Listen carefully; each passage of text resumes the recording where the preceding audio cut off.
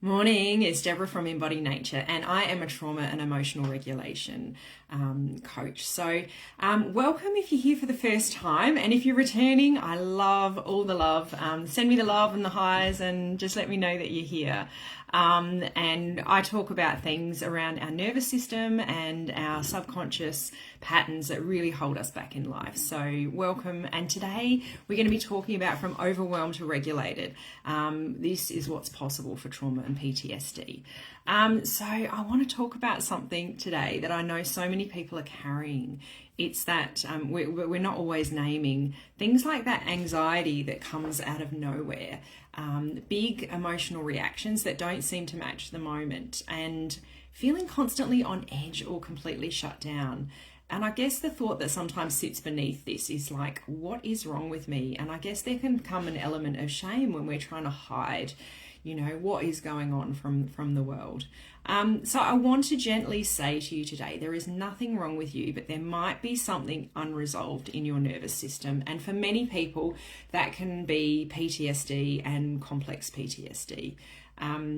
And when we hear the word trauma, we often think of these big, obvious events. But trauma isn't just what happened to you. It's how what your body still thinks is happening for you. So your nervous system holds on to experiences where you didn't feel safe, and where something was too much or too fast or too overwhelming, and your body actually didn't know how to sort of process it. And these can happen really readily in our childhood, because we just don't have the skills and tools to process some of these big moments in life, but it can also happen in our adult years as well. So instead of your body and your mind processing these events, your body adapted and it learned to sort of stay alert, to stay small so no one would see you, to stay in control, or to shut everything down. Those sort of fight, flight, freeze and fawn responses that we have. And this is where understanding, trauma and understanding attachment can really help, because it explains, why you sort of can shift from this anxiety and hypervigilance to the opposite end of the spectrum, to numbness and disconnection. Some of us do both, and some of us tend to have a preference for one or the other. And this isn't because we're broken, but it is because your body is trying to protect you. And that is the highest, thing that your body is trying to do, is keep you alive, really. So when we're talking about PTSD and complex post-traumatic stress disorder, so I really want you to understand the difference, because this is where many people have a bit of a light bulb moment. So when we talk about post-traumatic stress disorder, this is often linked to a specific event or a series of events, something that felt overwhelming, frightening, or unsafe. Where your system didn't have that capacity to process that fully at the time. And what can happen is the body holds on to the experience. So you might notice things like flashbacks or intrusive memories, feeling on edge or hyper alert in certain situations. We might avoid certain places, people, or situations. I have got whole suburbs in Adelaide where and I home visit, so I go all these places, and there's roads I will not travel down just because I know I'll get a flashback going down there. So the brain just tries to protect us, but yes, sometimes something might trigger it for us. We might find that there's some strong or emotional or physical reactions that kind of seem to come out of nowhere and just really aren't aligned with what's going on in the conversation. So your body is essentially saying, I need to keep you safe from that ever happening again. But then we have complex PTSD, and that is something I see so often in the work that I do, and that's something that I have experienced myself. So this isn't usually about a single event. This is about chronic, repeated experiences over time. And this is often in that developmental stage of childhood, in those first early years. And it's often within relationships. And it can look like not being seen or understood, not feeling safe to express your emotions, feeling criticized, dismissed, or emotionally unsupported. It can be, the deeper stuff, like childhood abuse, that walking on eggshells, feeling like love or connection is conditional, So all these things can really create some patterns in our system. And so as a child, your system adapts, and you might become the good one, the easy one, the one who doesn't cause trouble, or the one who holds everything together for everybody else. And not because that's who you truly are, but because that's what helped to keep you safe and connected in your childhood. And these adaptations, they're amazing. Like, they have done so much to keep you safe, keep you alive, keep you connected, and just in that space as you're growing. But it often ends up turning into people pleasing and overgiving, which, you know, you do that for a while, and then you kind of actually end up getting flared by the fact that I'm giving everything to everyone, and then it's your turn, and then you could explode. So there can be, you know, that emotion happening. There can be emotional overwhelm or reactivity. We could shut down and have that numbness or disconnection and kind of come into our cave and not want to respond or talk to anybody. And then there can also be some deep persistent shame. There can be fear of abandonment or rejection, or feeling like you're too much, but sometimes at the same time not enough. And there can also be this underlying sense of, I don't feel safe being fully myself. And that can really come out in our relationships if we're not being the person that we are. That can really lead to dysfunctional relationships where we're not actually sharing the truth of how we're experiencing something. So, and that often leads to us masking in relationships and, you know, maybe people pleasing. And then all of a sudden our needs aren't getting met because we're not sharing what our needs are. We're putting our needs last and then wondering why they're not being met. And then we find that could trigger us into some, you know, big behavior or dysregulation. So I guess this connects really deeply with attachment theory, because if our earliest relationships, they quite literally shape how we experience our sense of safety, our sense of connection, our sense of love, and even ourselves. So those early experiences, if they didn't feel safe or consistent, your nervous system learned to adapt in really intelligent ways. Excuse me. And I guess I just want to say here, if you're hearing this and recognizing yourself, hi, I recognize you as well. I have sat in this space, and that's why I sit here and share the things that I know, because they're things that I've had to figure out for myself as well. So these patterns are not personality flaws. They are actually protective responses from a nervous system that learned very early on how to survive. And the beautiful part is what you've learned can also be unlearned with the right support, safety, and understanding. So I just want you to kind of pause here, and I really want to say something important. So if you see yourself in this, if you're thinking, this is me, yeah, you're definitely not alone. You're not a bad parent or a bad partner or failing at life.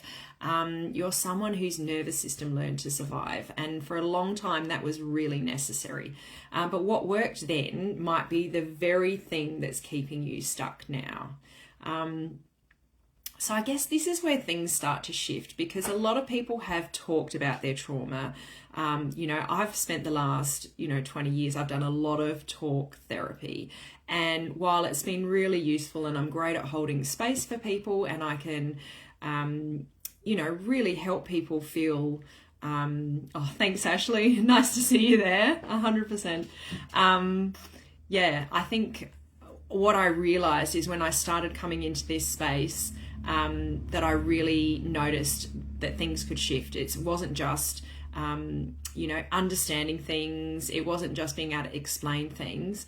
But I guess, I was still feeling triggered and still reacting and still feeling stuck in the same cycles. And that's because trauma doesn't just live in your mind, it lives in your body. So, this is approaches, when we start looking at somatic experiencing and EMDR and all the areas, the work that I do in timeline therapy, all this subconscious work makes the difference, because what we're actually doing is we're not just learning how to manage our patterns, we're actually going back to what's beneath the patterns, and we're actually restoring health right in the beginning and starting to look at how things landed in our body and either moving them through or changing that landing point. Because when we're working with the nervous system, we're not just working with the story that you have that created the trauma. And I guess how I support is how the work I do comes in, because what I see again and again is that healing happens when we go beyond that understanding, and we start looking at the subconscious and the body. So through I do neurotransformative therapy, which is NTT, and the subconscious therapies, we can gently access the root of where those patterns began and shift the belief system form, like I'm not safe, I am too much, I'm abandoned, I'm being rejected, I'm not good enough. And we can support your nervous system to actually feel safe again and allow those stored emotional responses to move rather than stay stuck. So it's not about forcing anything. It is about creating enough safety that your system no longer needs to hold on so tightly. And I guess, from a personal share, I guess 5 years ago, I didn't feel safe in my own emotions. They felt big, they felt unpredictable, and quite frankly, overwhelming. And I think I overwhelmed the people I was in relationships with at the time, and they didn't know how to step in and help keep safety for me because it was just overwhelming. And I guess I was finding I didn't quite know how to manage my emotions, which was the first part I learned to do. And I guess what shifted for me was doing this subconscious therapy, and really realizing that what was going on beneath me was far below the surface, and changing those things. I did some sessions on boundaries, and something pinged in me where I just realized, these were the things, I had these really deep-seated, ideas about what was going on in these pictures. And when I changed stuff at the core, things like finances, I had some really limiting beliefs around finances, around relationships. And I had a lot of voices in my head saying, you're not good enough, everyone's going to abandon you, you're all on your own. So being able to go right back to the core of these things and really reprogram, I can't even explain to you the lightness that I feel now, how I feel so grounded. I feel connected, and sitting in relationships, I'm able to share my truth. And even if I feel scared, and even if I worry how the other person will see me, I feel like I can just stand in that truth and go, you know what, if you don't see me as I am, that's okay, because I know in myself I'm good enough, because I've collected all this evidence over the years of all those things to say otherwise. But something even deeper than that shifted at the source for me. So I saw my inner self, I saw my child, my inner versions of myself at the points of those ruptures for me. And it ended up, oh, hi Richard, nice to see you here too. I think, great to have you live here for the first time. Yay! Brilliant. So I've actually managed to work on so many things at that deep level, but it just brings me so much inner confidence and this amazing sense of self that I just, couldn't put money on, for the money that I've spent in my therapy and the time and the energy and really putting myself out there and being brave. What I've gotten back from that has been incredible. I feel aligned, I feel connected, I feel aligned with my purpose, my life, with something bigger guiding me. And that didn't come from pushing it down, it came from learning how to move through it safely.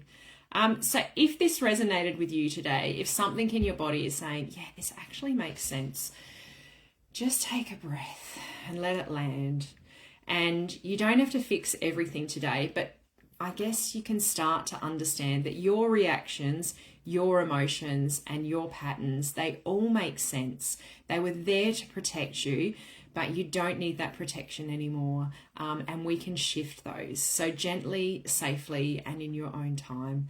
So if this spoke to you, feel free to reach out, connect, have a conversation. I'm really open to chatting. DM me and we can see if there's anything I can help you with. And if I'm not that person, I can, share you with, other information that might help. But yeah, get in touch. Thanks for turning up and have the most amazing day. See ya. Bye.